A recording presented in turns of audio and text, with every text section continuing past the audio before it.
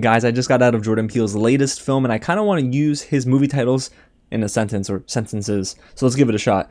I just got out of his latest movie, past tense of Get Out, whatever, and there were a lot of us there. But the question is, did I love his most recent movie?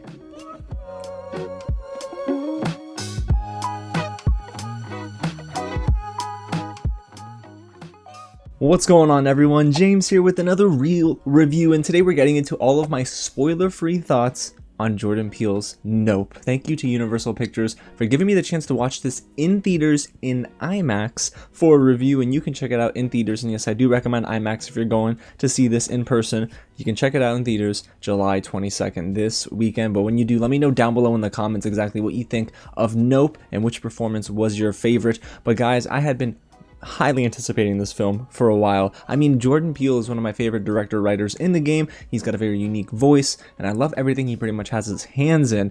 And the question is, did I love this movie? Well, I have an answer for you, but before we get into it, if it is your first time here at the channel, welcome to Real James, where I love talking about movies, TV, and all the news in between. So if you do too, go ahead and hit the big red button below, subscribe to the channel, tap on the bell, and hit the thumbs up button, because this weekend, guys, is San Diego Comic-Con. And even though I am not in San Diego, clearly, I'm going to be bringing you a ton of recaps, reactions, and news videos, because I'm sure you guys are going to want to be kept in the loop and find all the information in one concise place, and I got you.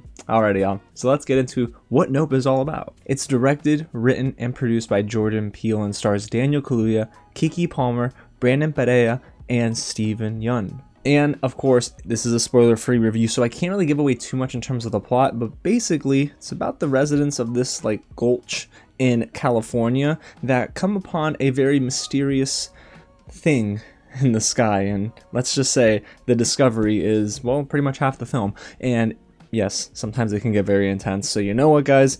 Let's waste no more time and get right into all of my positives and negatives, beginning on an optimistic note with this.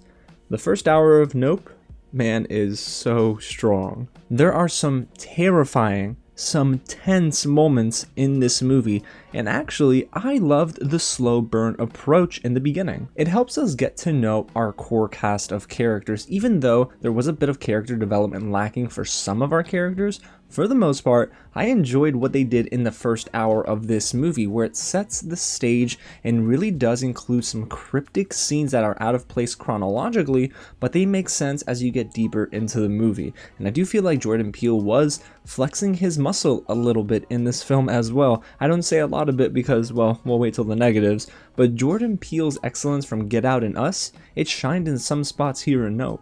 There are certain moments of horror where I can definitely tell this is his brand of filmmaking, and it shows why he's one of the most unique directors in Hollywood. And I don't say this often for films because, of course, most of the story goes and caters towards our main cast, but there are some subplots in this movie where I thought, man, I love the way they're structuring the storytelling here. They're making our supporting characters feel important. And I have no issue in saying this. Nope is Jordan Peele's most science fiction movie yet, and sometimes it works. Honestly, I would not be mad if Jordan Peele gives us a full-blown sci-fi movie in the future from start to finish.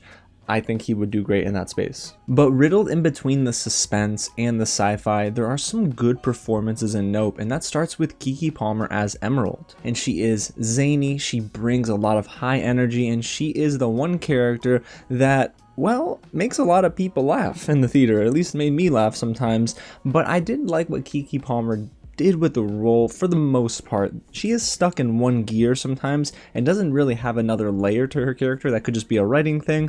But in the third act, at least she shows a little bit of heart as well. Now, does her character make dumb decisions? Absolutely, because many do in this movie anyway, but I found her performance to be okay. And another performance to me that I found to be probably one of the best in the film was Brandon Perea as Angel. He's an employee at Fry's Electronics who helps OJ and Emerald down the line. I can't say how, of course, but he was a scene stealer for me, and every time he was on screen, it's almost like he took command of the scene. He had really good comedic timing, a realistic approach to his character, the humor for his character worked really well, and for a supporting character, I gotta admit, he kind of felt like a member of the main cast at one point. And that's what I was saying earlier about the supporting cast in Nope feeling like they have more importance than in most movies. So it's very interesting to see what they do with Angel's character, especially in the second half of the movie.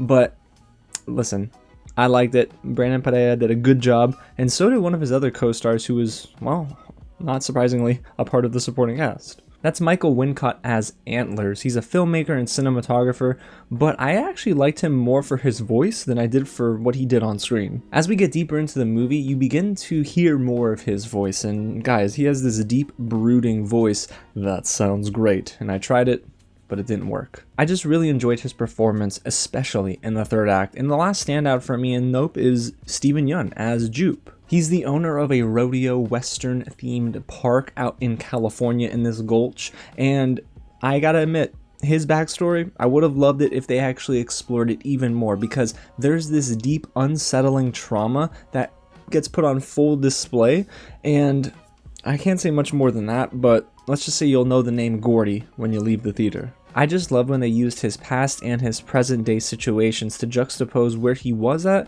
and where he still might be, because there's a lot that this character goes through in this movie, but it was all very believable, and that's due in large part to Steven Yeun's acting. And outside of the acting, when it comes to a Jordan Peele movie, I always look at the technical aspects as well, because he is very good at rounding up a great crew. He has an amazing eye as a director, but he also surrounds himself with some awesome cinematographers and composers, and Nope is no exception.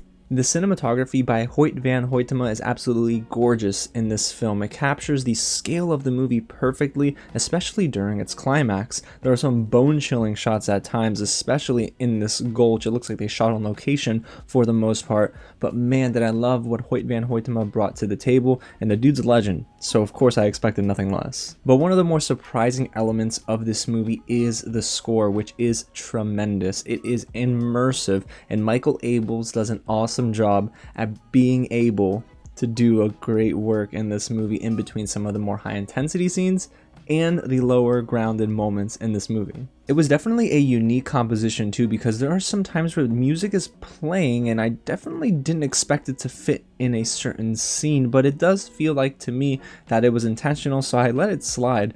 But for the most part, this score was very atmospheric, and that helped get me in the mood, at least up until the third act. And then you have the sound design in this movie, which is probably aided by the IMAX theater I saw it in. Guys, when I tell you that there were some moments I had sweat trickling down my forehead, it was mainly because I was very tense due to the sounds in the background, left and right channels behind me, above me. It was beautiful to really hear this in an IMAX theater. So if you've seen Nope, I definitely recommend it on an IMAX screen, because not only is it big and wide in scale, but the sound, y'all, is just incredible, and the way Jordan Peele plays with it is incredible. The mixing is just out of this world this year, and it really is one of those movies that you leave and you think, well, you can't fault it for being technically great.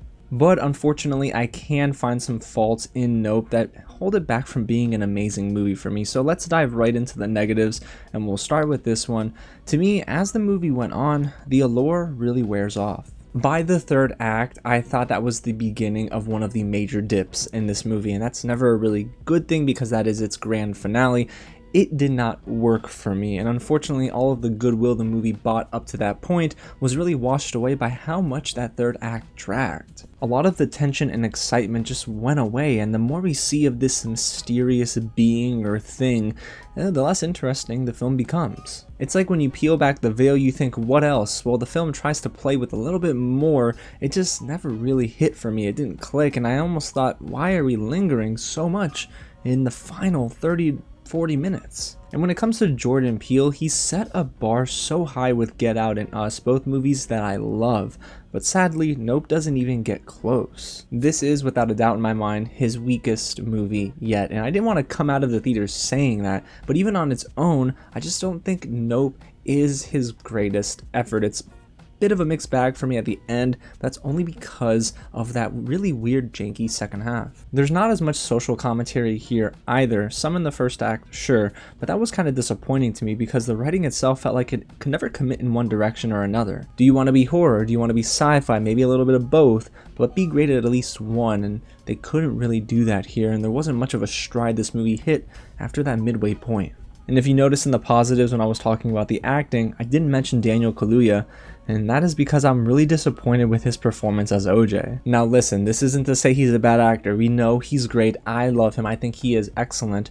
But he was lacking his usual screen presence here, and it was an abnormally passive performance, and I did think that he coasted for most of the film. It was so weird to not feel like I was loving his performance because I know he is capable, but there is this switch up with his character that felt very unnatural and not par the course with how the story was being told. I know he's a great actor, but unfortunately, this really is one of his more forgettable performances. And I honestly felt that Nope also lacked a lot of impact that I felt was briefly introduced but hardly explored. I felt the scale of the movie, but for some reason, I didn't often feel the stakes that the film was trying to set up. Now, was it freaky to see this thing? Yes, in the sky, of course, but the more we got of that, the less interested I was in the movie, and at times I felt like the film was just happening. There's just a little too much lingering in the second half, and I really found myself wondering why this movie struggled so much in sticking the landing. And that is one thing that is bothering me the most. The fact that we had a decent setup in maybe like the first hour, but everything after that felt so back and forth, and there was not really an ebb and flow to the film, and I do think that's going to hurt it, at least for me on rewatches, because I'm going to notice that even more. However, I really am curious to see how I feel about a year from now with Nope, but as it stands now, I'm not really in love with this movie. Yes, I know, it hurts my heart to say that.